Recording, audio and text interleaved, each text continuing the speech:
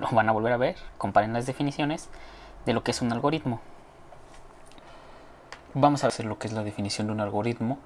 Tal vez no sea su primer algoritmo, tal vez ya en otras clases vieron algunos. Aquí vamos a ver primeramente, pues si ya lo vieron, lo van a volver a ver, comparen las definiciones de lo que es un algoritmo. Vamos a ver que realmente por qué es tan valuada su carrera, por el hecho de hablar de que algo que para nosotros parece tan simple, complicarlo lo suficiente para que una computadora pueda ejecutarlo de manera más eficiente que nosotros.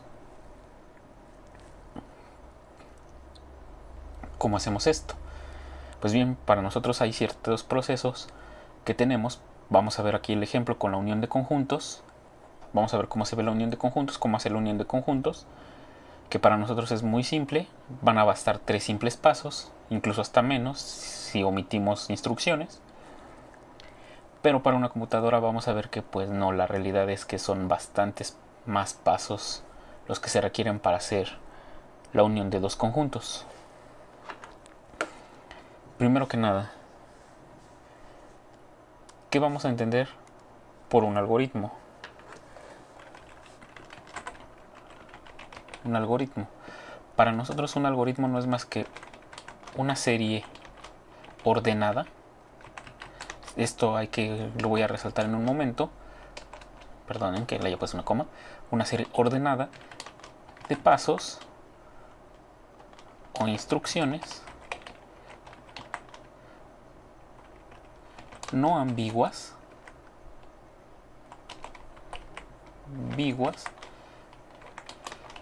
que permiten realizar lo puedo poner como alguna actividad, o mejor lo pongo como algún proceso. Dos cosas tengo que resaltar aquí que son importantes destacar en un algoritmo. La primera de ellas, ¿cuál va a ser? Va a ser esto que tenemos aquí, que son instrucciones, una serie ordenada de pasos, esto que está aquí, el no ser ambiguas. ¿Y por qué es importante esto? ¿Por qué lo estoy resaltando? Pues hablar de una serie de pasos quiere decir que yo no puedo, por ejemplo, comenzar a hacer el paso 3 sin haber terminado el paso 1 y 2 anteriormente. Lo mismo en serie. El paso 2 no lo puedo comenzar hasta no haber terminado el proceso del paso 1. Esto es muy importante porque a diferencia de nosotros, una computadora solo entiende instrucciones muy simples. Nuestro cerebro es mucho mejor en realizando procesos o a la hora de interpretar procesos. Tiene una mayor capacidad de procesamiento nuestro cerebro como seres humanos, pero en comparación con una computadora que es mucho más torpe, por así decirlo, es mucho más eficiente. Puede hacer más de 1000 pasos de los que nosotros haríamos en menos de un segundo, mientras que a nosotros nos tomarían horas o incluso años algunos. Entonces, esa es la diferencia. Para que la computadora haga algo, pues tenemos que llevarlo hasta el nivel más simple de lo que nosotros podamos hablar. Por eso también es la situación de no ambiguos. Por ejemplo, si yo pusiera una idea de cómo caminar, pues yo simplemente diría, levanto un pie, lo muevo hacia adelante, lo bajo, lo apoyo, levanto el otro pie, lo muevo hacia adelante y lo apoyo. Pues para una computadora eso es ambiguo. ¿Por qué? Porque, por ejemplo, nuestro cuerpo en ninguno de esos momentos, la parte restante, el torso y la cabeza y los brazos, le dijimos que los moviera. Una computadora, pues eso ya no tiene sentido, dejaría inmóvil eso y pues pareceríamos prácticamente elásticos. O sea, si yo estuviera así, casi yo lo que dije con el algoritmo anterior, o bueno, con la serie de pasos anteriores, es que haga esto. Deja intacto aquí a nuestro cuerpo, lo deja inmóvil. Entonces la computadora esto es lo que haría, pareciendo que para nosotros se entendió claro, incluso el propio hecho de decir caminar ya queda muy claro qué es. A una computadora tendremos que decirle qué quiere decir caminar, qué quiero decir con levantar un pie, qué quiero decir en qué momento levantar, cuándo mover la parte del cuerpo, etc. No puedo dejar huecos. Habrá veces en que ya pueda hablar de la acción de caminar como tal, pero quiere decir que ya hubo un algoritmo previo o una instrucción en la computadora de que yo ya puedo pues caminar. Ya que entendamos qué es la definición, pues vamos a verlo justamente con un ejemplo. ¿Cuál es el que yo les comento? Pues bien, si yo tengo un conjunto A dado como 1, 2 y 3, que es nuestro conjunto que hemos estado trabajando, y un conjunto B dado como 2, 4 y 5, la unión, yo lo que digo para hacer la unión, ¿qué es lo que hago simplemente? Pues creo un tercer conjunto escrito como A unión B, y lo único que hago es, primero que nada, pongo los elementos de A, así de simple, y luego, si es necesario, pues solo busco en B, solo busco en B los elementos que están en A. Los que están no los pongo, y por último los descarto, dicho de una manera más simple, los descarto y solamente agrego los elementos que no están en A. Escrito con palabras, o bueno, de una manera ordenada, lo que hice es, primero que fue definir el conjunto. Aquí lo voy a poner con, como no puedo introducir símbolos en LaTeX completamente, A unión B, y luego de eso, ¿qué es lo que hice? Bueno, yo definí A unión B solamente. Ese fue mi primer paso. Para mí mi segundo paso simplemente fue agregar los elementos de A. Lo vuelvo a poner con mi letra para que no se confunda para que se entienda el símbolo realmente. Agregar los elementos de A. Como tercer paso que hice, buscar en B los elementos que no están en A. Mi tercer paso fue buscar en B. Aquí, bueno, voy a dejar un espacio. Los elementos que están en A. Nuevamente lo pongo de esta manera. Buscar en B los elementos que están en A. Y como cuarto paso, ¿qué fue lo que hice?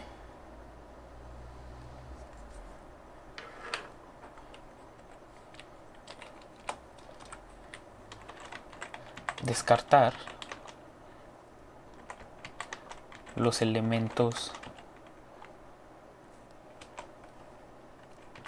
de B que están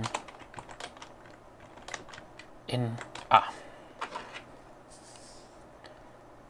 ¿Qué voy con esto? Primero los busqué, luego los descarté, y ya por último, mi último paso, que fue agregar los elementos restantes de B. Agregar A. Dejo un espacio para que se entienda, de hecho uno un poco más grande, los elementos restantes de B.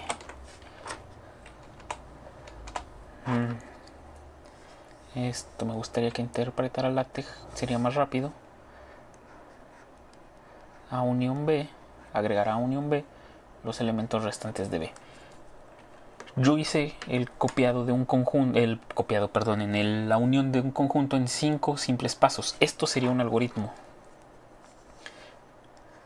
Hasta cierto punto, esto sería un algoritmo. Porque algo que no dije en la definición es que la ambigüedad realmente depende de hacia quién vaya orientado nuestro algoritmo. Yo les he estado mencionando que lo vamos a hacer realmente para una computadora y hay que tener mucho cuidado, que tienen que ser instrucciones más simples. Pero si este algoritmo yo desde un inicio establezco que va orientado, por ejemplo, a los alumnos que están, en este grupo, pues entonces no va a haber ninguna confusión, no hay ninguna ambigüedad. No hay una persona que me diga, ¿qué quieres decir con definir un conjunto? Bueno, tal vez sí, porque bueno, es su primer semestre. ¿Qué quiero decir con definir un conjunto? Si no lo he explicado antes, pues sí va a haber problemas ahí, pero yo estoy suponiendo que hasta este momento no han tenido problema. Agregar qué quiero entender, dar a entender con agregar los elementos de A, o qué quiero entender con buscar en B los elementos que están en A. Este algoritmo, yo aquí lo voy a poner entre paréntesis, es útil para personas.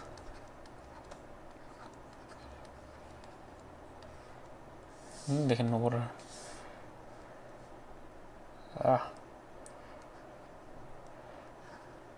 Este algoritmo es para personas exclusivamente. Una persona entiende estas palabras. Esto tal cual en una computadora no lo puedo transcribir a un programa, que es la idea de tratar de definir.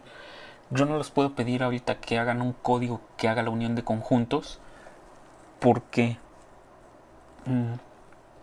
a pesar del nombre de la carrera, que debería de pedir en el perfil de ingreso al menos nociones básicas de programación, pues yo no puedo dar esa suposición de que ya todos saben programar. Pero al menos ya en el momento en que ustedes, la idea es que ya en el momento en que ustedes puedan programar tal cual, lleven este algoritmo y vean que una computadora lo puede entender hasta un nivel más simple. ¿Cómo describo estos elementos simples? De manera simple, perdón. Vamos a ver que con la simbología que conozco de matemáticas me basta y me sobra para poder construir este programa, este algoritmo. Entonces aquí espero que entiendan lo que quiero decir con ambigüedad y con una serie. Bueno, aquí justamente antes de continuar, yo no puedo ejecutar el paso 3 sin antes haber pasado por el 2 y sin antes haber pasado por el paso 1. No puede estarme saltando. Esa es otra característica importante de los algoritmos, la puse en la definición. Una serie ordenada de pasos o instrucciones no ambiguas que permitan realizar un proceso. En este caso el proceso es la unión de dos conjuntos. Y entonces, aquí hay otra cosa. Yo no estoy diciendo en ningún momento que deba devolver la unión, porque como persona, yo ya entiendo que el símbolo ese A unión B ya es lo que yo voy a obtener. Pero como computadora, si yo no le digo que lo devuelva, pues simplemente se queda ahí almacenado en el vacío. Bueno, no en el vacío, de hecho es en la memoria de la computadora y nadie lo puede usar. Tengo que decirle, devuélveselo a alguien o devuélvelo, porque si no, absolutamente queda perdido todo lo que hicimos. Por eso es que también hay que tener cuidado con cómo hacemos un algoritmo para una persona o cómo hacemos un algoritmo para una computadora. Para una persona, un algoritmo son todas esas recetas de cocina, por ejemplo. Todas esas, para una persona las puede entender claramente. Pero llevarlas a una computadora, pues ya es complicado. Por eso les digo, nuestro cerebro es bastante inteligente, es mucho más inteligente que una computadora, mucho, mucho más, porque podemos entender procesos más abstractos, más grandes, una mayor cantidad de palabras, mientras que una computadora, no importa a qué nivel lleguemos, siempre vamos a tener que bajar a las instrucciones más simples que podamos. Las va a ejecutar mucho más rápido que nosotros, eso es más que claro. Por eso es que aparenta ser más inteligente hasta cierto punto, porque pues su velocidad es incomparable con la de un humano. Entonces, ¿cómo refinaríamos este algoritmo de la unión para que se pueda entender por una computadora o a ciencia cierta? Primero que nada, para hacer un algoritmo que entienda una computadora, tenemos que delimitar lo que va a ser nuestra entrada.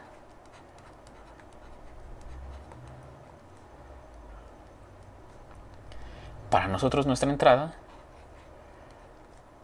A y B van a ser conjuntos.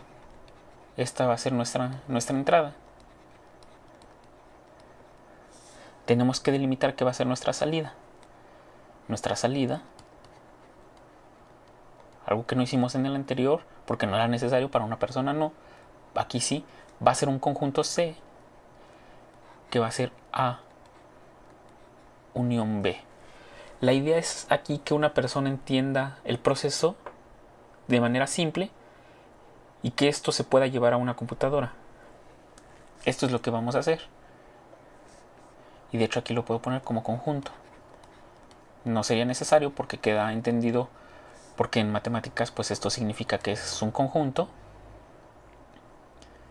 por lo que pues podremos pasar de alto esta palabra de acá que puse aquí, conjunto. Ahora, ya delimité mi entrada y mi salida. ¿Qué viene dentro de un algoritmo? Pues va a ser nuestro primer paso. Aquí ya lo estoy haciendo directamente con mi letra porque ya voy a ocupar simbología en matemáticas. ¿Cuál sería realmente el primer paso que vamos a hacer para nosotros realizar nuestro procedimiento de la unión? Aquí, si estuviéramos en una clase en pizarrón, les comenzaría a preguntar cuáles creen que son estas. De hecho, sería mucho más interactivo.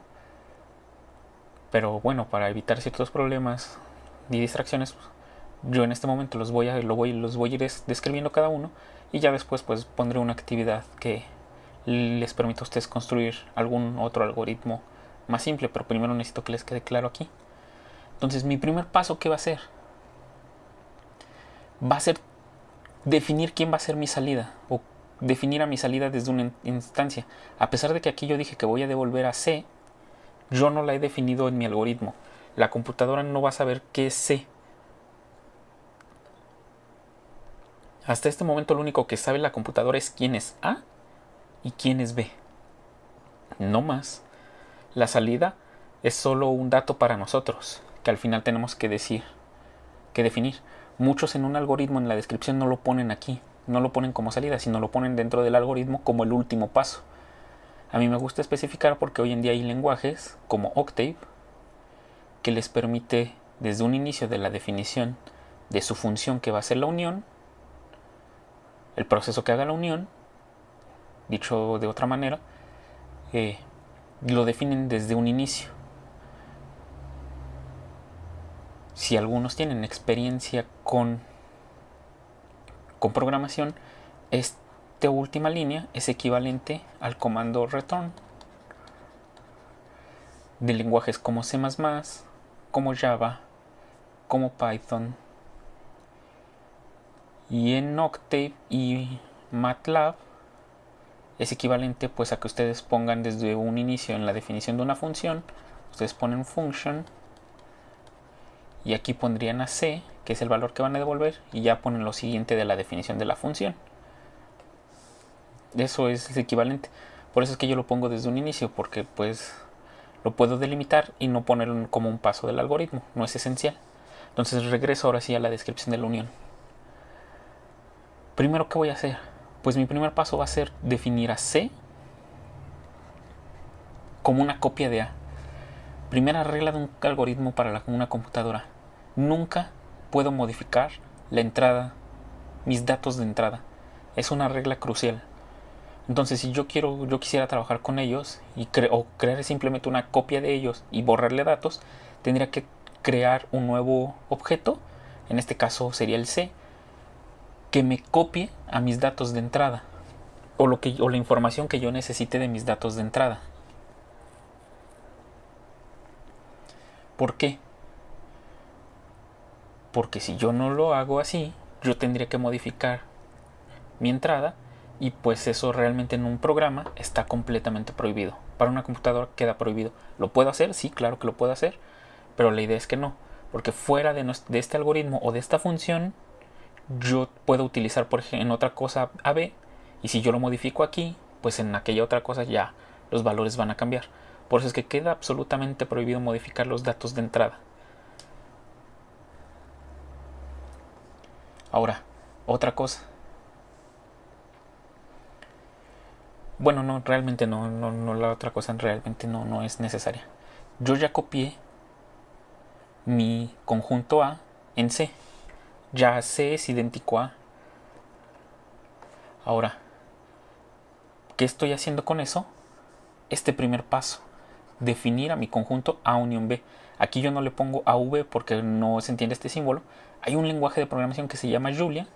Aquí lo pongo, lo voy a poner con otro color, que se llama Julia. Es un lenguaje de programación. Déjenme mejor escoger otro porque eso se ve muy chillante. Es el azul, que se llama Julia. Es un lenguaje de programación que lo que hace, permite definir nombres de variables. Si ustedes quieren, puedo poner, bueno, ustedes ya me contestarán. Si quieren que les ponga las clases de programación que estoy dando en el otro grupo. No estoy usando Julia, estoy utilizando Octave, pero ahí se va a entender lo que es un nombre de una variable y todo eso. Todavía no lo veo, todavía no llego a eso. Pero bueno, si es lo que si quieren ver en esa instancia cómo sería. Si quieren aprender a programar prácticamente. Esa es mi otra clase. En este lenguaje de programación se aceptan estos símbolos. Sí tiene estos símbolos permitidos para definir una variable. En la mayoría de los otros lenguajes realmente no es posible. Por lo que bueno, es que aquí, en lugar de poner el símbolo que conocemos de matemáticas de A unión B, pues estoy utilizando una letra C en este caso.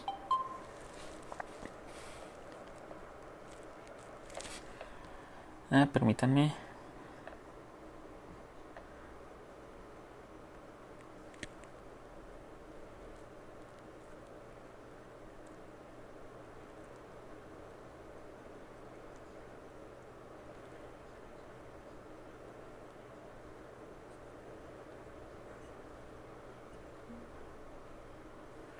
Ustedes disculpen.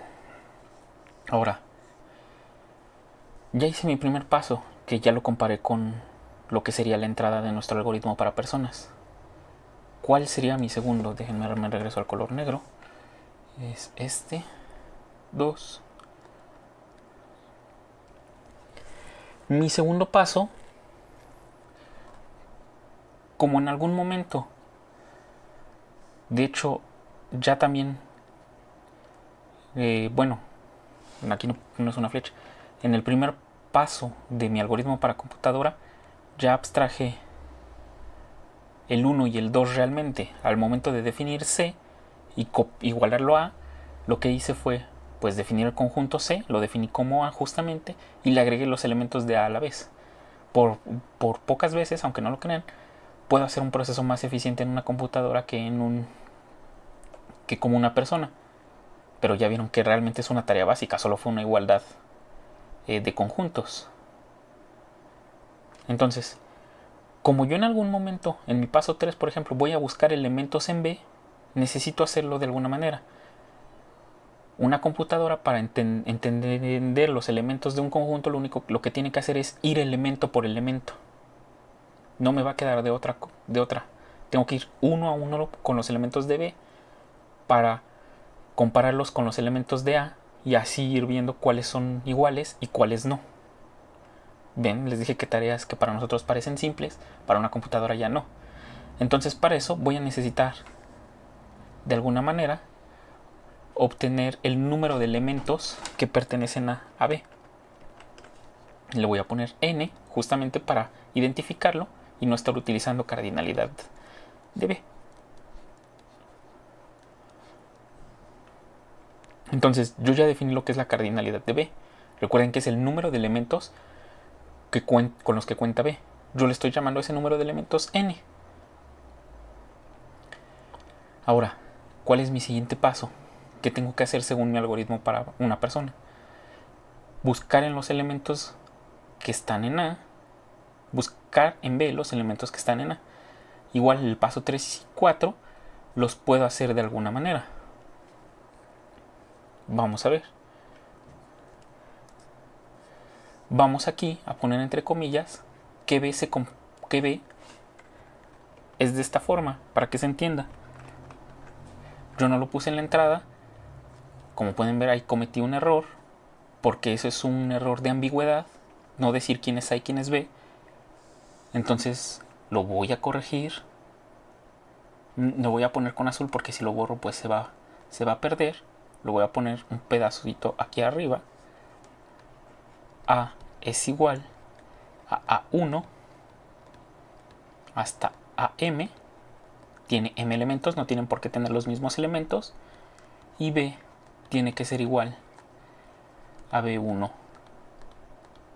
hasta BM. Hasta BN, perdón. Esto yo ya lo tengo entendido porque de alguna manera en una computadora o en un lenguaje de programación yo ya puedo ver lo que son los conjuntos como tal. Yo ya entendería qué son estos elementos, lo que no requeriría aquí, algo que no les dije. Tal vez es error mío por suponer cosas que ya se tienen en programación y no centrarme aquí como si fuera la primera vez que hicieran un algoritmo. Pues aquí tendría que especificar cómo es la entrada detalladamente. Entonces ese fue un error de ambigüedad que bueno que me apareció, porque pues pudieron ver que si no lo detallo desde un inicio ya no puedo seguir con los siguientes pasos, porque no sabrían quién es, por ejemplo, B1 o BK o BN, que son elementos de B. Entonces yo voy a necesitar recorrer justamente cada uno de estos elementos. Por eso es que voy a utilizar este n de aquí. Voy a ir elemento por elemento para lo que voy a hacer en mi algoritmo. Entonces, ya que tengo quién es B, ¿qué voy a hacer? Voy a hacer una comprobación. Si B1 pertenece a A, otro error, que este paso le falta un paso antes. Me falta definir una variable, o bueno, me falta definir un elemento, que es este índice de los elementos de B. El que me permite ir recorriéndome en esos índices. Entonces, este paso lo voy a omitir por ahorita, antes de que se me olvide. Como pueden ver, justamente esta es la razón por la que está muy bien valuada su carrera, porque llevar algo que nosotros hacemos en la realidad de manera simple, describírselo a una computadora ya no es tan fácil. Hay bastantes omisiones que podemos hacer. Entonces, yo lo que voy a hacer es crear una K igual a 1. Esta K lo que va a hacer es simplemente ir recorriéndome el índice de los elementos de B. Con eso puedo ir uno a uno. Entonces, ahora sí, voy a hacer, ya iba a poner otra vez 3, sería 4. Ahora sí, voy a hacer una comprobación. Si BK, justamente por eso me di cuenta, está en A, ¿qué vas a hacer? Aquí se comienzan con los subpasos. Si esta comprobación de que si BK, el elemento en este caso sería B1, pertenece ya a nuestro A, de hecho aquí podría poner una como pregunta. Nuevamente me voy al caso de programación. Si ya han tenido experiencia, esto no es otra cosa más que un if. Esto que voy a hacer acá es un ciclo que ustedes lo pueden poner como un ciclo for o lo pueden poner como un ciclo while. Ya será a su comodidad. Voy a poner un paso 4.1. Si mi BK está ya en mi elemento A, pues no hay que hacer nada, no hay que agregar este BK, no hay que agregárselo a C. Entonces, ¿qué es lo que vamos a hacer? Pues lo único que podemos hacer es simplemente aumentar nuestro elemento K en 1 para pasar al siguiente elemento. En el primer paso estoy en B1, con este lo que voy a hacer ahora es pasarme a B2, porque no hice nada. Ahora, esta comprobación que está aquí se va a dar por entendido que ya se tiene. O sea, que ya existe otro algoritmo que se encarga de buscar el elemento BK en A. Si no, yo tendría que hacer una programación, un programa, perdón, para que me compruebe esto. Por ahorita vamos a dar aceptado que ya existe una forma de hacer esto en el lenguaje de programación que nosotros queramos, o para nuestro caso que nuestra computadora ya entiende este enunciado, este de aquí, que ya lo entiende. Ya sabe cómo comprobar que BK está en A.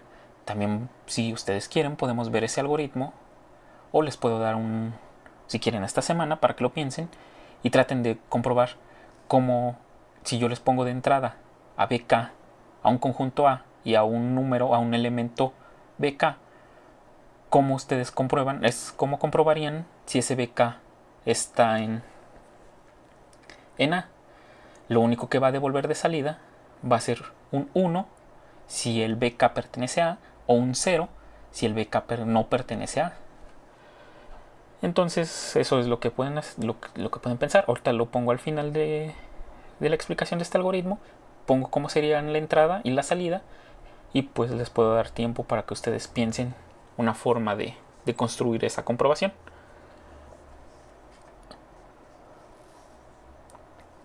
Entonces, bueno, cabe aclarar otra cosa. Las preguntas que yo les he puesto, bueno, la pregunta que les puse no cuenta para su calificación principal, es extra. De hecho, si ustedes pueden ver en sus calificaciones, está en una categoría que dice extra. Esto mismo también va a ser una pregunta. Todo lo que yo ponga en preguntas, como pregunta, es extra. Igual, o sea, ustedes deciden si no entregarlo o no, pero ya al final yo veré cómo calificar esos extra. Ahí aparece que todo vale un punto en Classroom, pero tengan cuidado porque, bueno, más bien no tengan cuidado, olvídenlo. No piensen que vale un punto, sino que yo al final consideraré ese extra dándole un porcentaje, pero dependerá de los trabajos que hagamos. Esto también lo voy a dejar como extra porque no es un algoritmo tampoco tan complicado. Recuerden, no estamos programando como tal. Podemos llevarlo a un lenguaje de programación, pero en este caso no estamos programando. Solo estamos describiendo los pasos que se necesitan para hacer estas funciones. Entonces, yo me quedé en 4.1, que si el BK ya pertenece a, pues como ya no tengo que agregar este BK a A, pues aumento el K en 1 para que pasara al siguiente elemento. De lo contrario, aquí vamos a ponerlo como un paso 5 y vamos a ponerlo así. De lo contrario, esto en programación, déjenme igual ponerlo con azul, es el equivalente a la sentencia else de un if. De lo contrario, ¿qué quiero decir de lo contrario? Esta sentencia depende completamente de la 4. Otra forma de escribirlo, a lo mejor espérenme, déjenlo, dejo como lo tenía, control Y, así, para indicar que depende de la 4, y lo pongo con rojo. ¿Cómo sería? Si no 4, pongo el 4 en paréntesis para separarlo. Esta es otra forma de decirlo. Si no 4, o sea, si pasa la negación de 4, que es que BK no pertenece, igual mejor también lo pongo como paréntesis. Esto es equivalente, o esto implica que BK no pertenezca a A. ¿Qué va a pasar? Pues va a pasar 5.1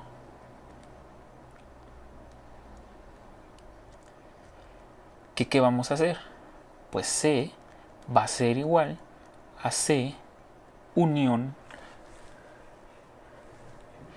el conjunto formado por un solo elemento, que es BK. Noten que yo no pongo al BK sin las llaves, porque si no no se entiende esta operación, esta unión, solo se entiende a nivel de conjuntos. Si yo no pusiera los paréntesis, si yo dejara así, pues esto que tengo a la izquierda es un conjunto, pero esto que tengo a la derecha es un elemento y no se entiende.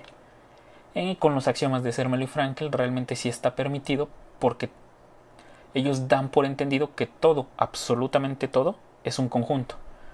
Pero por formalidades en matemáticas, preferimos, en general, o sea, ya al momento de redacciones, preferimos mejor utilizarlo tal cual para que no haya ambigüedad. Entonces, esto que está aquí también es otra función que damos por entendido que existe, o que ya tenemos un algoritmo que nos diga cómo a un conjunto dado agregarle otro elemento. Este es un algoritmo un poco más interesante. También les puedo poner como pregunta cómo hacerlo. Y bien, regresamos a nuestro algoritmo principal. Ya una vez que agregué mi BK, ya puedo pasar a 5.2 y pues sería el equivalente a 4.1 porque ya trabajé en este caso con K igual a 1, sería con B1, pues ahora tendría que trabajar con B igual a 2. Aquí es más 1. Entonces ya con esto habría cambiado a mi siguiente elemento. Ahora, ¿cuál sería mi paso 6? Mi paso 6 sería repetir.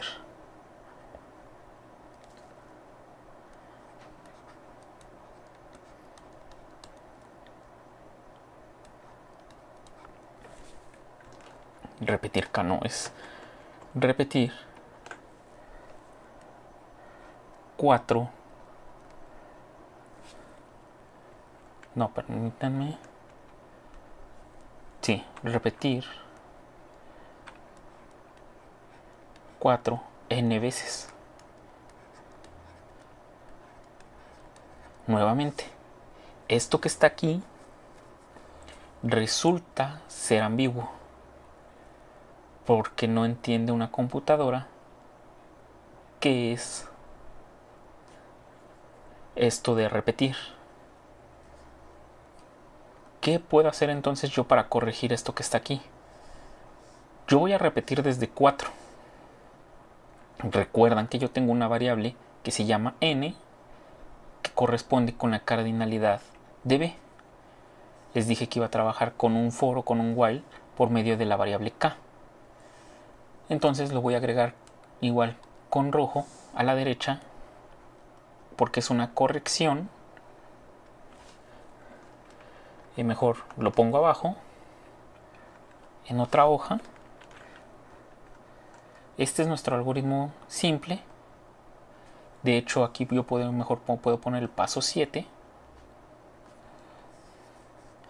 como ese paso que ya no requiero, pero que algunos ponen. De hecho, mejor lo pongo entre paréntesis. Devolver C. Este paso es opcional. ¿Por qué? Porque yo lo estoy dando al momento de indicar una salida. Al momento yo de indicar una salida, ya estoy diciendo que lo que voy a devolver es a C. Y yo ya lo definí en mi algoritmo. Entonces solo voy a hacer la corrección de nuestro algoritmo para quitar la ambigüedad de 6. Yo voy a repetir mis pasos. Aquí lo voy a poner como corrección. Voy a repetir mi paso 1, está bien, por eso no lo anoto. Mi paso 2 está correcto. Mi paso 3 está correcto. Pero mi paso 4 lo voy a recorrer. Mi paso 4 va a pasar a ser el 5. Entonces, ¿quién va a ser mi paso 4? Pues bien, voy a poner aquí el 3 porque es el que me interesa, que es igual a la cardinalidad de B. Y entonces mi paso 4 va a ser este. Si K es menor o igual. No, perdonen. Aquí K no vale. No vale esto. Aquí K es igual a 1. Ustedes disculpen, me regreso al algoritmo para comprobar. 3 es K igual a 1. N es cardinal. El 2 es la cardinalidad de B. Si K es menor o igual que N, recuerden quién es N, creo que sí, al final sí termina escribiéndolo todo. es cardinalidad de B. Y bueno, ya por no dejar C igual a, si yo tengo así, pues entonces ahora sí yo haría el 5, que de hecho sería equivalente a un 4.1, para que se entienda que depende de este ciclo, pero como lo hicimos con el paso anterior, permítanme, aquí sería 4.1. ¿Qué paso? ¿Qué sería este? Sería el paso que yo le llamé 4 en el algoritmo de arriba. Espero que aquí no haya confusión. De hecho lo pongo con negro para que se diferencien los dos algoritmos. Me regreso acá. ¿Quién sería el 4.2? Les dije que lo iba a recorrer, pero no se me olvidó que estoy utilizando esta notación en ese momento cuando se los dije. Sería este de aquí, sería el paso 4.1. Exactamente. Y de hecho este 4.2 realmente, por cómo es el paso 4, realmente este de aquí sería 4.1.1. Suena un poco tedioso, pero pues es una forma de que se entienda nuestro algoritmo. Es equivalente al 4.1.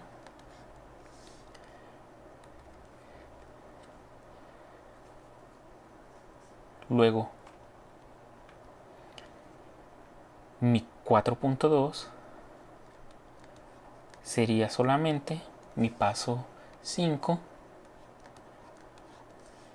Y bueno, aquí recuerden que hay dos pasos, entonces los voy a poner de una vez. Mi 4.2.1 y 4.2.2 serían respectivamente mi paso 5.1, 5.1 y aquí sería 5.2. Y entonces, ¿quién sería ahora mi paso 5? En mi algoritmo ya completamente corregido, pues ahora simplemente yo ya no tengo que escribir como tal el repetir n veces 4. Lo único que pongo es indicando aquí que me regresó a 4, que es la comprobación de que k sea menor que n, menor o igual. Entonces yo ya puedo continuar con esto que tengo aquí. Y mi algoritmo se habrá entendido completamente. Quité la ambigüedad de poner palabras, con este caso repetir, con instrucciones que va a entender una computadora, que es regresar a 4. Estar comprobando una y otra vez si k es menor que n. Y acaba, pues justo todo mi algoritmo acaba cuando k ya sea mayor que n. En el momento en que k, por ejemplo,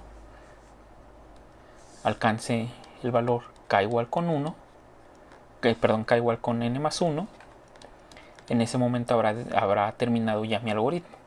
Ya habré hecho estos pasos. Ahora, hay otra forma de entender a los algoritmos. Una manera simbólica de entender lo que es un algoritmo. Siempre se escribe para que nosotros podamos leerlo y que no haya ningún problema. Pero para solamente con la mirada saber cómo se está comportando, existe lo que son los diagramas de flujo. Un diagrama de flujo no es otra cosa más que una representación. Aquí yo lo voy a poner. Diagramas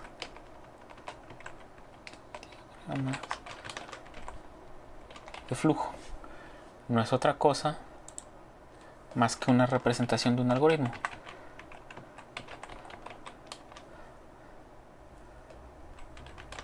De un algoritmo. Hay estándares de qué simbología utilizar, pero a pesar de que concuerdan en la mayoría de símbolos, pueden variar bastante, por ejemplo, de programas que dibujen diagramas entre ellos varían. Hay, como les dije, hay simbología usual y hay simbología pues que es específica para ciertos diagramas. Nosotros vamos a utilizar una simple. Por ejemplo, una esfera, una elipse.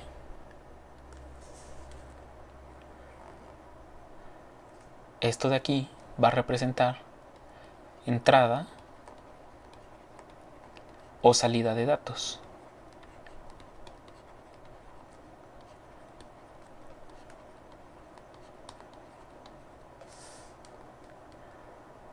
Un cuadrado, un cuadrilátero o un rectángulo, para ser más específicos, porque vamos a usar otro cuadrilátero, va a ser un proceso. O dicho de otra manera, una acción. Cada uno de nuestros pasos. Un rombo, que es otro cuadrilátero, va a ser una condicional.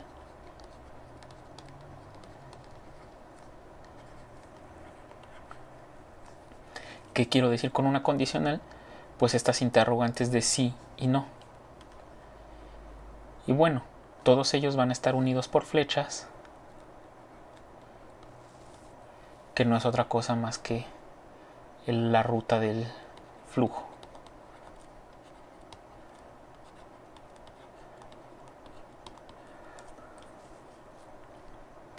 O enlace de flujo también lo pueden conocer. Entonces, una flecha nos va a indicar cómo nos vamos a estar comportando. Una característica que tienen los diagramas de flujo es que siempre empiezan en línea recta. Por ejemplo, si un diagrama empieza aquí en este punto, el final siempre tiene que terminar en una línea recta. Nuestros procedimientos tienen que seguir una línea, por eso se le dice un diagrama. Hay veces que por espacio o por que se llegó a un convenio, los diagramas se ven así, tienen una forma medio extraña, siguen así y terminan por acá. También se les da esa libertad porque pues las flechas al final del día indican el camino, pero la idea de un diagrama de flujo es que funcione como una computadora, de manera lineal. Haga un proceso uno tras otro sobre una línea recta. Entonces, ¿cómo sería nuestro diagrama de flujo de nuestro algoritmo ya corregido? Ay, perdón. Es este de aquí. De entrada nosotros teníamos dos valores, A, y B. Estos eran nuestra entrada, por tanto los encierro en un símbolo. Se entiende que A y B son datos de entrada. Soy más específico, realmente no me interesa A, pero especifico quién es B, porque es con quien vamos a estar trabajando. Y esto lo encierro en una elipse. Voy a subir un diagrama ya más bonito que este que voy en lugar de que voy a dibujar, porque de hecho ni el espacio ni siquiera me va a alcanzar. Como los encierra en una elipse, sabemos que esa es una entrada. Lo siguiente que hicimos ya fue un proceso como tal, fue nuestro paso 1. ¿Cuál fue nuestro paso 1? Bueno, la flecha la dibujó al final. Mi paso 1 fue definir C igual a. Como ya es un proceso, ya lo pongo en un cuadrado. Les digo, hay diagramas de flujo, ya hay otra simbología para diagramas de flujo. Entonces hay incluso autores o programas que asignan un símbolo a la impresión de datos. Dice así tal cual con una impresora, con una pantalla, ya hay un símbolo para eso también. Entonces dependerá mucho. Pero como nosotros vamos a hacer diagramas simples, pues vamos a quedarnos solo con estos símbolos. C era igual a, ese era nuestro primer paso. El siguiente era definir a n como la cardinalidad de B. N es igual a cardinalidad de B. Igual es un proceso. Realmente la elipse yo no la voy a volver a poner hasta que diga que voy a regresar a C. El siguiente paso fue el 3, que fue poner K igual a 1, que también fue un proceso, es un proceso. K igual con 1.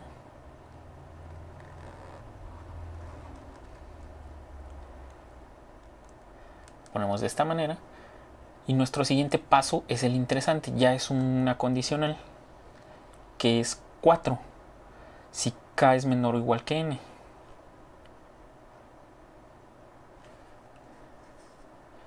Esta ya es una interrogante, una condicional. K es menor o igual que n. Entonces esta que está aquí ya tiene que ir en un rombo. Denme un segundo. Ay, qué bueno que sí lo detecta así. Perfecto. Ahora aquí viene nuestro siguiente proceso, que es 4.1, que es 4. Después de nuestra condicional, es otra condicional.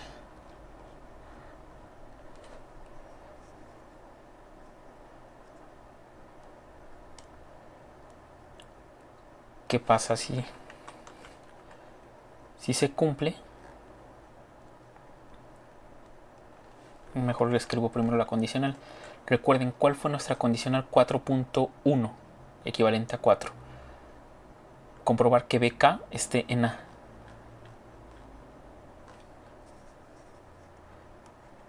BK pertenece a A.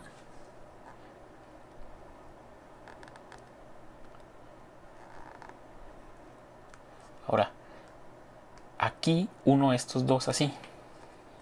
Y se acostumbra a poner aquí el sí o yes en inglés para indicar que si se cumple la condición de que k sea menor o igual que n, continúe el flujo aquí abajo. BK haga la siguiente comprobación. BK sea igual, haga la comprobación de que BK está en A. Nuestro siguiente paso, si BK ya pertenece a A, lo único que hacíamos era comprobar que K fuese igual a K más 1. Ese era un procedimiento. Entonces aquí ponemos así. Déjenme borrar este pedacito. Así. Esto era si el BK ya pertenecía a A, y si no, me desvío un poco, puede ser a la derecha o a la izquierda. Como me estoy desviando del flujo, aquí sí me salgo de la línea recta que les mencioné, pero al final tiene que terminar sobre esa misma línea recta, se acostumbra a que termine ahí, pero si no, si BK no pertenece a A, lo único que hacemos, ¿qué es? ¿Cuál era nuestra otra condición? Que era el de lo contrario. Si no, hacíamos C igual a C unión el conjunto BK. C es igual a C unión el conjunto formado solamente por BK, que se conoce como un conjunto unipuntual. De esta manera. Y lo siguiente pues era continuar, regresar al flujo de acá. Si ustedes recuerdan, después de hacer esa unión de conjuntos, de todos modos siempre volvíamos a incrementar K en 1. Veámoslo acá arriba. Llegamos aquí y si ya hacíamos esto, pues hacemos esto de acá. K incrementará 1. Y ahora corregíamos nuestra ambigüedad, que estamos justamente ahorita en este paso.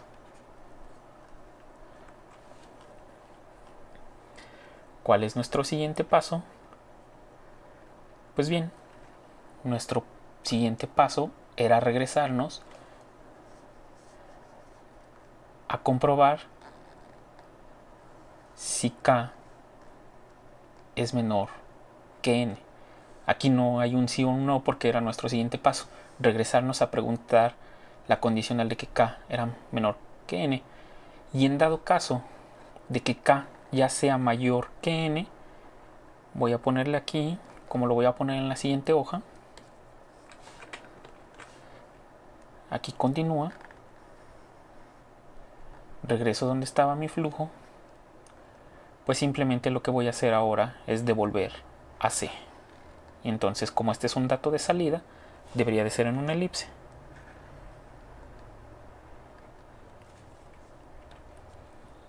Y aquí sí va nuestro no, porque este no le corresponde esta condicional del K menor o igual que N, y este sí también le corresponde al K menor o igual que N.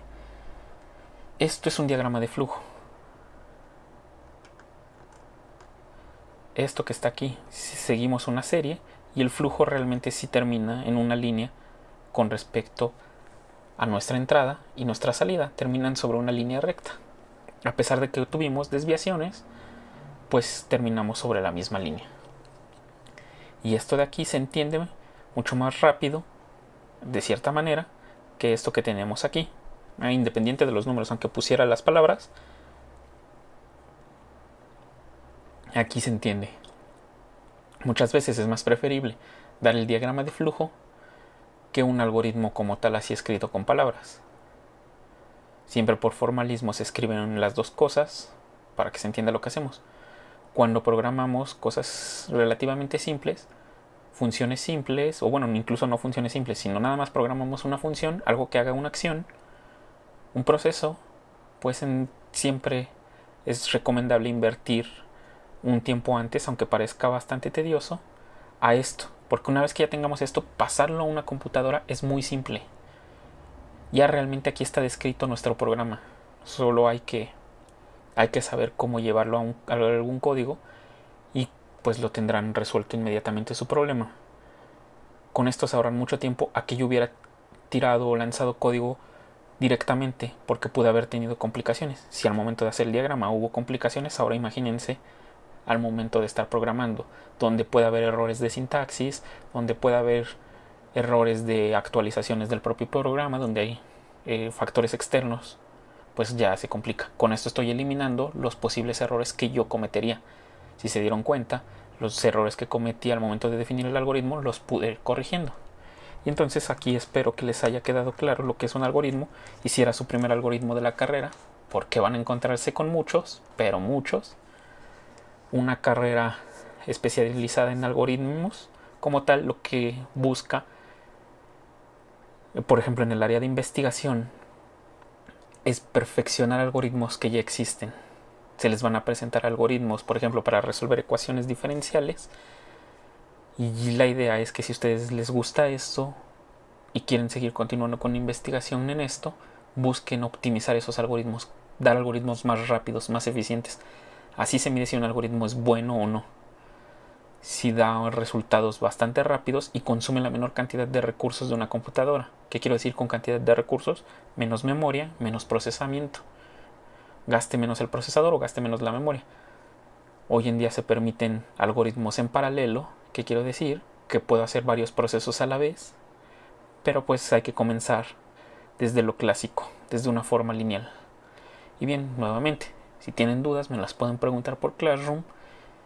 Yo voy a publicar este diagrama también como un PDF aparte. Voy a subir estas notas. Antes de que se me olvide, ya estoy terminando. Bueno, no. Las dos preguntas que les comenté de lo de la entrada y la salida se los voy a poner las instrucciones sobre la pregunta. Igual voy a esperar a que digieran esto. Digieran esto. No, bueno, a que procesen esta información y ya pondré la pregunta con la entrada y la salida de los dos algoritmos como que les prometí que iba a poner como pregunta, aunque bueno, les dije que les iba a preguntar, pero mejor si los pongo y para que lo contesten. Pero aquí ya espero que les quede claro lo que es un algoritmo y que si era su primera vez que lo ven, pues ya saben que una computadora tiene que hacer operaciones básicas.